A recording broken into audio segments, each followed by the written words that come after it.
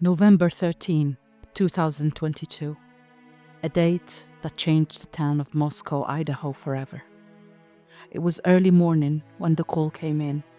4 students brutally murdered in their home near the University of Idaho campus. What followed was a real-life horror story that spread across social media like wildfire. College students locked their doors. Parents pulled their kids from school. And the country watched in shock as investigators tried to untangle one of the most chilling crimes in recent memory. Kylie Goncalves and Madison Mogan were best friends since they were kids. They did everything together, laughed, studied, partied. They were inseparable. Kylie was smart, adventurous, and full of life. Madison had a smile that lit up any room. Zana Kernodel, another victim, was known for her funny and outgoing nature. She had been dating Ethan Chapin, the 4th victim, who was friendly, athletic, and well-liked. The 4 of them had been enjoying a typical Saturday night, laughing, going out with friends, and living their young lives. Kylie and Madison went to a bar called the Corner Club and were later seen at a food truck around 1:40 a.m., smiling and chatting. Zana and Ethan were at a fraternity party and returned to the house just before 2 a.m.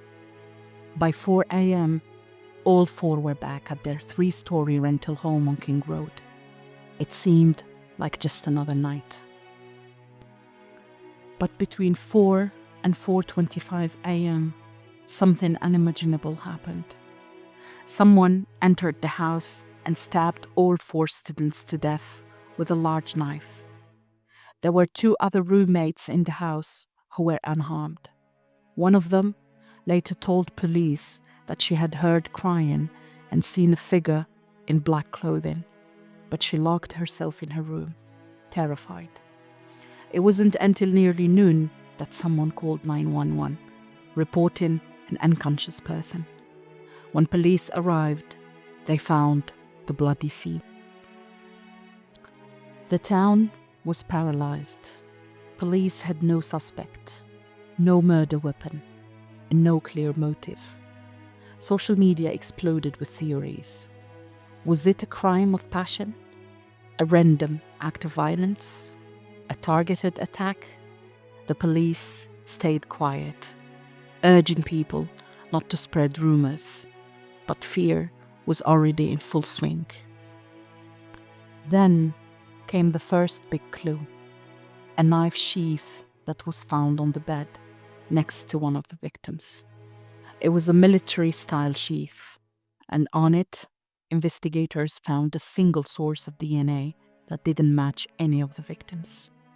Meanwhile, surveillance footage from nearby homes showed a white Hyundai Elantra passing by the house multiple times around the time of the murders. Police also gathered cell phone data that helped build the digital map of the suspect's movements. Weeks later, on December 30th, 2022, there was finally a breakthrough. Police arrested 28-year-old Bryan Kohberger in Pennsylvania.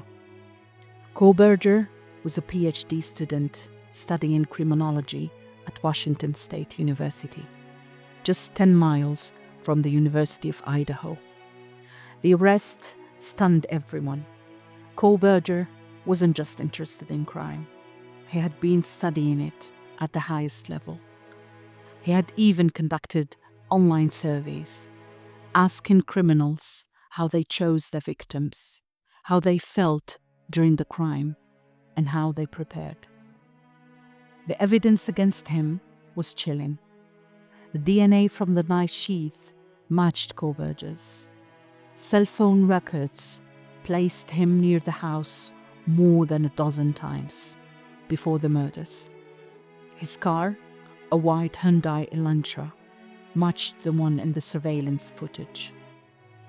One chilling detail: He turned off his phone for about 2 hours during the time of the murders, just enough to avoid being tracked. In January 2023, Kohberger was extradited to Idaho and charged with 4 counts of first-degree murder and 1 count of felony burglary. He stood in court and said he was not guilty. Persecutors announced they would seek the death penalty.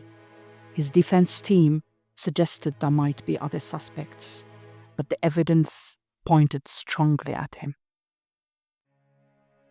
The court issued a gag order, meaning that most information about the case couldn't be shared publicly.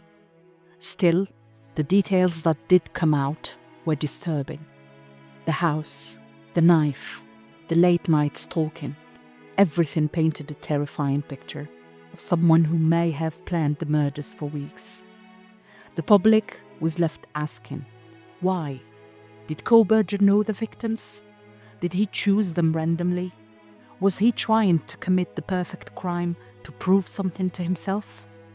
Despite the arrest, many questions remain unanswered. The motive is still unclear. Police haven't confirmed if Kohberger knew the victims personally. Some say it was targeted. Others say it was random. The families of the victims are still searching for closure, and the town is still healing. Kylie, Madison, Xana, and Ethan were more than just headlines.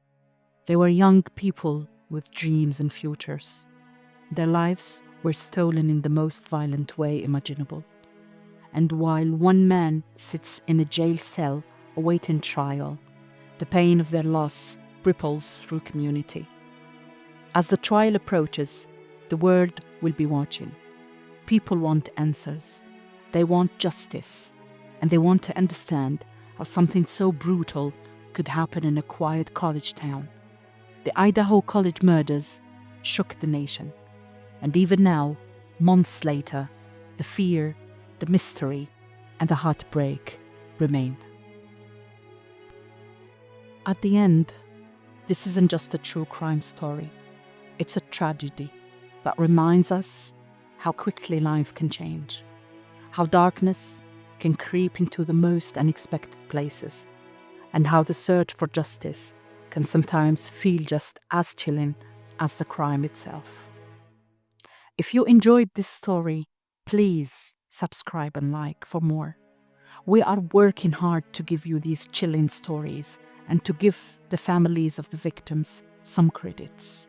We will continue doing what we do only with your support. Stay safe.